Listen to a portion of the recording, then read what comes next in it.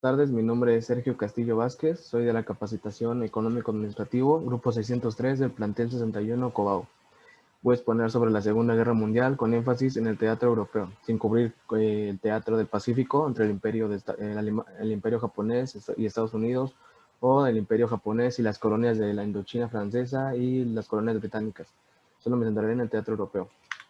Primero que nada tenemos que remontarnos a los antecedentes. Al finalizar la Primera Guerra Mundial, se firman los tratados de Versalles junto a otros tratados, pero nos centraremos en este. ¿Por qué? Porque en este se disuelve el Imperio Alemán y entre una de sus muchas múltiples cláusulas es la retirada total de las colonias alemanas de África y de Asia, también como la limitación del ejército alemán a solo 100.000 hombres, una deuda enorme que recientemente la terminó de pagar Alemania, la limitación total de su fuerza aérea y muchas otras cosas más. Una de esas fue la creación de la República de Weimar. El Imperio Alemán se disolvió y se creó la República. Esta estaba dividida, desgraciadamente, en dos partes. El corredor de Danzig, que se le había cedido a Polonia, que por primera vez tenía salida al mar, dividía al resto de Alemania con la Prusia del Este. La Prusia del Este tenía la región de Königsberg, que era conocida. Fue uno de los principales detonantes de la Segunda Guerra Mundial, si lo tomamos de esta forma. ¿Por qué? Porque Alemania solicitó a Polonia que se diera el paso de Danzig para volver a conectar la Alemania total y la Alemania y la Prusia del Este. Pero Polonia se negó y fue uno de los detonantes. En 1933 Hitler asciende al poder. Esto lo hace tras... Hitler era, sin caer en que se me considere un neonazi o algo así, y sin ser simpatizante de él, Hitler era muy bueno a la hora de dar discursos. Sus discursos tenían una oratoria impresionante que para muchas personas lo sigue impresionando actualmente. Pudo unir a todo el pueblo alemán que estaba fragmentado entre diferentes tipos de cosas como el socialismo, comunismo. Unos preferían una república democrática, otros no sabían nada, más las crisis económicas que estaban pasando en ese entonces. Hitler simplemente llegó, unió a todo el pueblo bajo un líder fuerte y lo mantuvo así. Eso fue lo que se ganara la simpatía de todos los alemanes por Hitler, lo que lo llevó a ganar las elecciones del 33, pero sin olvidar que en 1923 intentó un golpe de Estado conocido como el Putsch de Múnich entre el 8 y el 9 de noviembre, el cual fue fallido, llevó a Hitler a la cárcel y en la cárcel escribió su famoso libro de My Kampf o Mi Lucha. El 12 de marzo de 1938, una Alemania fuerte, una Alemania con un nuevo ejército, con una nueva fuerza aérea que era conocido como la Luftwaffe, a mando de Hermann Göring, si no me equivoco, o Heinz Guderian, uno de los dos, no recuerdo muy bien el nombre.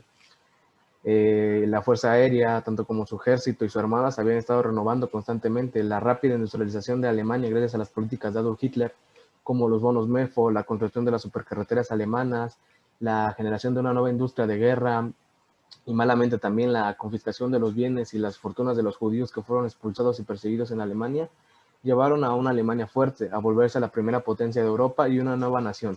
Eso quedó demostrado en los Juegos Olímpicos de Alemania en el 36, en donde como dato Hitler y todos los alemanes trataron muy bien a Jesse Owens, y él mismo lo dijo en sus memorias, que a Hitler lo saludó mano a mano, pero no fue firmado, cosa que los periodistas británicos trataron de desprestigiar, diciendo que Hitler no saludó a Jesse Owens, cosa que sí pasó en Estados Unidos, donde el presidente Delano Roosevelt ni siquiera saludó a Jesse Owens, un campeón nacional. Pero volviendo al tema, Austria, con una gran población alemana, fue anexada a Alemania. Cuando las tropas entraron a Austria, y principalmente a Viena, la capital austriaca, los austriacos recibieron con aplausos a las tropas alemanas, cosa que después negaron y se hicieron las víctimas al finalizar la Segunda Guerra Mundial y al darse cuenta que apoyaron al bando equivocado. Esto puede ser comprobado fácilmente investigando o viendo los documentales. No hay que creernos todo lo que nos dicen, y Alemania no anexó de forma violenta a Austria. Anexión de los sudetes checoslovacos. Los sudetes checoslovacos, donde estaban las principales fortificaciones de Checoslovaquia frente a una inminente invasión alemana y con una gran población germana, fueron anexados en los tratados de Múnich, donde Checoslovaquia asumió que los aliados lo abandonaron, lo que prácticamente fue cierto. Alemania lo hizo bajo la promesa de expandirse en esa zona y parar su expansión, cosa que no ocurrió, ya que posteriormente anexó la zona de Bohemia y Moravia. En ese entonces Checoslovaquia estaba muy dividida étnicamente y no podía ser un país unitario ni fuerte capaz de enfrentar a la Alemania de ese entonces.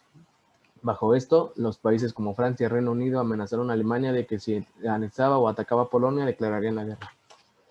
El pacto Ribbentrop-Molotov fue un pacto entre la Unión Soviética y la Alemania, que en ese entonces era conocida como el Tercer Reich.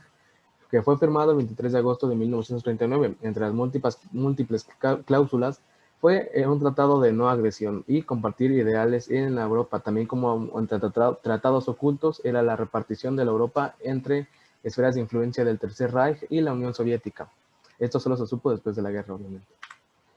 En la invasión de Polonia, la operación Fallways fue el 1 de septiembre de 1939, fue una guerra relámpago, fue la primera vez que se usó el Blitzkrieg o guerra relámpago, que fue parte de las ideas del general Heinz Guderian, uno de los mejores estrategas de la historia, y que constaba de un ataque fuerte con unidades mecanizadas y blindadas, seguidos por una infantería que no se cansaba gracias al uso de drogas, que en ese entonces no eran tan conocidas como drogas, sino como un potenciador, y el uso constante de la Luftwaffe, con apoyo aéreo con los aviones Junker Ju-87 Stuka, que eran los aviones muy hábiles de ataque a tierra, y los Bf-109 alemanes eran inigualables en el aire, porque Polonia no pudo hacer nada frente a un ataque de este nivel.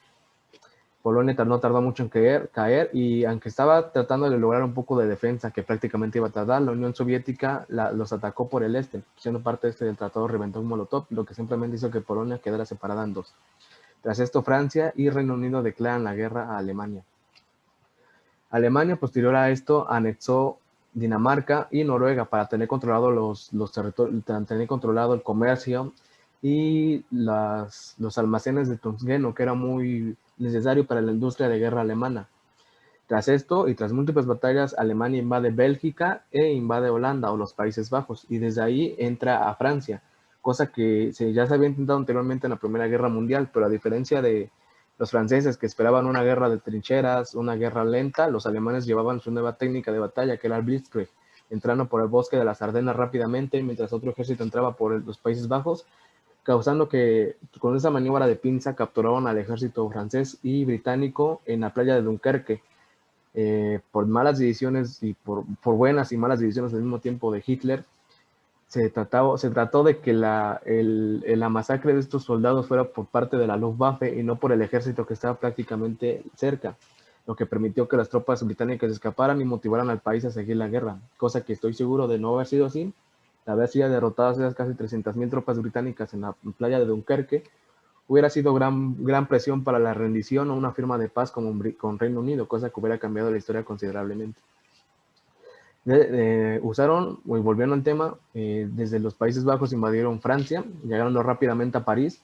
Tras una desesperada batalla del ejército francés, simplemente no pudieron detener al ejército alemán, el cual avanzaba muy rápido sin detenerse, con una potencia de fuego muy superior. Finalmente, Francia se rindió el 10 de mayo de 1940, creando un régimen títere, conocida como la Francia de Vichy, en la Francia que del mar Mediterráneo, la Francia sureña y la Francia, los territorios del norte, quedaron bajo completa administración alemana. También las colonias francesas fueron pasadas a la Francia de Vichy, igual la flota, pero la flota francesa, bajo el mando alemán, fue destruida y atacada en el mar Mediterráneo por buques británicos.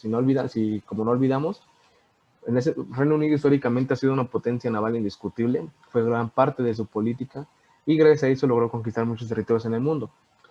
Alemania tenía planeado invadir Reino Unido con Operación Lobo Marino. Hubo muchas batallas, como la batalla de Londres, una batalla completamente aérea en la que Alemania perdió.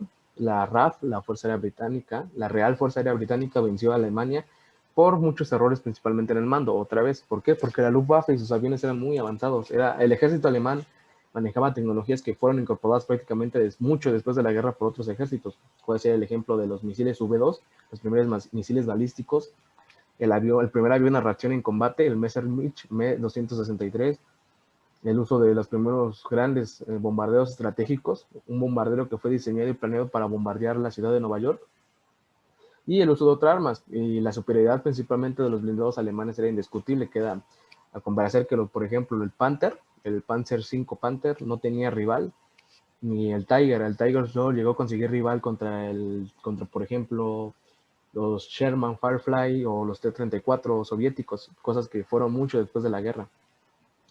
Eso quedó muy claro en la supremacía alemana, pero no pudo ganarle a Reino Unido en lo naval ni en lo aéreo, y la Operación Lobo Marino no tuvo éxito, por lo que Reino Unido se mantuvo intocable durante toda la guerra. Tras no poder expandirse por el occidente, Alemania decidió ir por la Unión Soviética. Como ya sabíamos, este tenía un pacto de no agresión, pero fue roto por Alemania. Alemania usó la misma técnica, el Blitzkrieg, para vencer a las débiles defensas soviéticas y avanzar hasta llegar a casi 20 kilómetros de la capital soviética, que era Moscú. Conquistó las principales ciudades como Sebastopol, la ciudad de Sebastopol, Leningrado y las ciudades como Minsk y otras ciudades soviéticas muy importantes también fueron capturadas, pero tras la firma de la Unión Soviética de un tratado de paz de un tratado de no agresión con el Imperio japonés, pudo desplazar una enorme cantidad de tropas desde el este de Rusia, de la Unión Soviética, hasta el frente occidental, lo que hizo retroceder a las tropas alemanas, que más sumado a esto, la batalla de Normandía, más sumado a esto, Estados Unidos, Canadá y Reino Unido unieron fuerzas en la mayor operación aeronaval de la historia, la invasión de la playa de Normandía francesa el 6 de junio de 1944. Fusionaron a todas sus tropas, a toda su armada, perdón, y con un gran número de tropas rompieron y abrieron una cabeza de playa en las defensas alemanas, lo que permitió el establecimiento de un nuevo frente que alivió la presión soviética. El 7 de mayo de 1945 y tras múltiples batallas, Alemania finalmente se rindió, no sin antes tratar de dar una última ofensiva unos meses antes, conocida como la Ofensiva de las Ardenas, que fue la última gran ofensiva alemana, la cual fue un fracaso igualmente. Logró un gran desgaste en las tropas aliadas, pero eventualmente estas terminaron. Hubo muchas batallas antes de eso, pero cubrir cada batalla sería llevar una exposición muy lejos. Voy a citar un par. La operación Market Garden, la captura de los puentes de los Países Bajos, fue un éxito. Un éxito a medias, ya que la primera ofensiva fue rechazada por las tropas panzer alemanas, que posteriormente lo lograron. La batalla de Kursk, por ejemplo, la batalla de vehículos blindados más grande de la historia.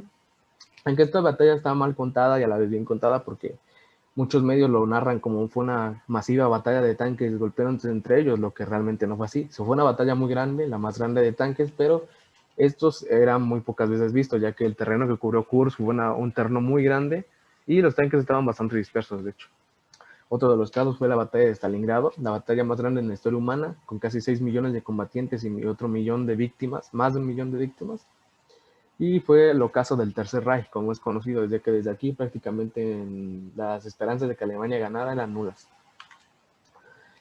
Terminada la exposición, hay muchos puntos que que deben quedar claros.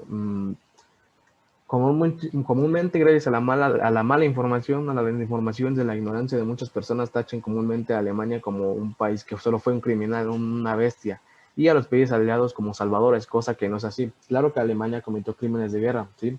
Como los campos de concentración, la masacre de etnias que consideraban inferiores, y sus políticas raciales y antisemitas. Pero, por ejemplo, los aliados bombardearon la ciudad de Dresde, una ciudad alemana sin recursos estratégicos más que un par de ferrocarriles, con un saldo de casi 250,000 bajas, dependiendo de la fuente que tú cites.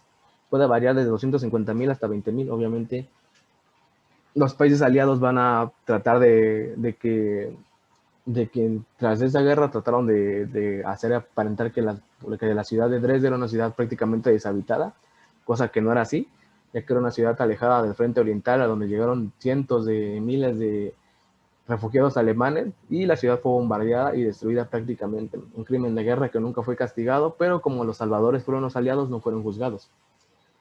Y como hay crímenes para contar durante mucho tiempo. Otro caso es la violaciones en masa del Ejército Rojo sobre las mujeres alemanas, la que prácticamente Estados Unidos perdonó al Imperio japonés a cambio de toda la información en los fallidos juicios de Tokio, donde el emperador Hirohito fue perdonado. Y a pesar de los horrorosos crímenes de guerra que cometió el Imperio japonés, prácticamente no son muy conocidos. ¿Por qué? Porque simplemente así lo decidió Estados Unidos. Y Estados Unidos, ¿qué decidió? Que Alemania iba a ser el país al que se le iba a juzgar más.